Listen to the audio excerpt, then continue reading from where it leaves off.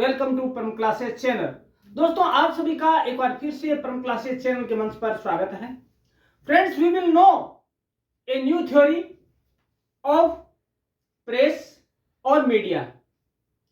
Friends, the theory is based on communist और Soviet thoughts, right? We will know the history of this theory. First of all, we will know from where this theory came and who originated it. Friends, after the 1917th revolution, Union Soviet was restructured with new political system which was based on the Marxist and Leninist principles. The newly formed Communist Party by Lenin shows much interest in media which serves the working class in country and their welfare. Friends, thus the Soviet originates a new theory of media followed by the thoughts of Marxist, Leninist and Stalinist that is called Soviet media theory, or in other words, you will know first time that was communist media theory. Both are same, both are synonym of each other. Friends, after that I want to say that after that the same theory was developed and followed by Adolf Hitler in Germany and Benito Mussolini in Italy also. Friends, this theory says that the media should be controlled in government, not in private. Friends, thus media should be served only government. Only he should say what want the political party. Friends, this theory advocacy about the welfare of political approach or government elites, not public. Friends, it is like as an authoritarian theory, but there are many divergences, differences in this theory. First of all, the authoritarian theory says that there should be control of government as well as private on the media. In other hand, this theory said that the media should be useful for only government, not public.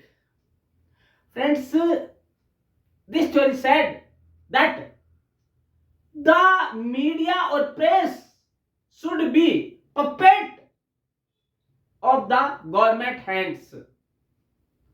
Friends, this theory or this principle says that if you want a development in country or developed country, the press should be under the control of government, not under the control of public or private. Friends, today the political parties also think same things. They want that the media should say as they like, not as like public. Friends, we know that the media is fourth pillar of any country, but the thought of Soviet media theory or communist media theory is not in favor of public development. This talks about only and only the favorism of government. That time party government, right? Friends, there are many criticize about this theory. First of all, if the media will controlled by government, there will be not truth for public or society. The media will not serve itself as social responsible for the society. Then friends, today you know about the theory of Soviet media theory और communist media theory. तो दोस्तों अभी हम इस theory को हिंदी में भी जानेंगे. वो तो हिंदी में इसे हम कहते हैं साम्यवादी मीडिया सिद्धांत. ठीक है, ये कब आया? 1917 का जो मूवमेंट हुआ, रिवॉल्यूशन हुई, क्रांति हुई, उसके बाद सोवियत रूस का नया निर्माण हुआ, रिस्ट्रक्चर्ड हुआ. और कैसे हुआ? एक नई पॉलिटिकल सिस्टम या नया पॉलिटिकल राजनीतिक व्यवस्था लागू हुई. और किसने की? लेनिन ने की. लेकिन उसका बेस क्या था? 3 विचारक थे, मार्क्सिस्ट, लेनिस्ट एंड स्टालिनिस्ट. इन तीनों विचारों के प्रिंसिपल के आधार पर एक नई पॉलिटिकल सिस्टम लागू किया गया. वो कौन सा था? Communist party system. लेनिन ने यह सोचकर मीडिया को अपनाया कि ऐसे मीडिया को अपनाया जो कि केवल और केवल जो पार्टी के लोग थे या जो पार्टी थी उनका भला सोचे, उनके लिए काम करे और उनके सेवा करे.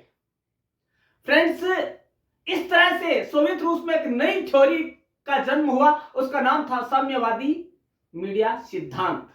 दोस्तों इसके बाद यही थ्योरी, लगभग यही थ्योरी जर्मनी में एडोल्फ हिटलर और इटली में बेनिटो मुसोलिनी द्वारा भी विकसित की गई और उसे अपनाया गया. दोस्तों यह थ्योरी क्या कहती है? यह थ्योरी कहती है कि मीडिया सरकार के हाथ की कठपुतली होनी चाहिए, तभी वह देश में सही ढंग से काम कर पाएगी. उस पर नकेल कसी होनी चाहिए. किसकी नकेल? गवर्नमेंट की, सरकार की, सत्ताधारी संगठन की, सत्ताधारी दल की होनी चाहिए, न कि प्राइवेट के हाथों में होना चाहिए. दोस्तों यदि आप ये मानते हैं कि यदि वह जो मीडिया है वो सरकार के हाथों कठपुतली हो जाएगा, तो क्या वह आम जनता के हित की बात करेगा? नहीं ना, क्योंकि वो वही कहेगा जो कि वो पॉलिटिकल पार्टी या सत्ताधारी संगठन चाहता है. तो स्थिति कैसी हो जाएगी दोस्तों? सेंसरशिप जैसी हो जाएगी. वो वही बात कहेगा, वो तोता रटा हुआ होगा, वो वही बोलेगा जो कि वो बुलवाया जाएगा. दोस्तों हालांकि ऐसी एक थ्योरी और है, ऑथोरिटेरियन थ्योरी, और दूसरी है यही सोवियत मीडिया थ्योरी. दोनों में अंतर है दोस्तों. सोवियत थ्योरी क्या कहती है? सोवियत मीडिया थ्योरी कहती है कि मीडिया को किसके हाथों की कठपुतली होना चाहिए?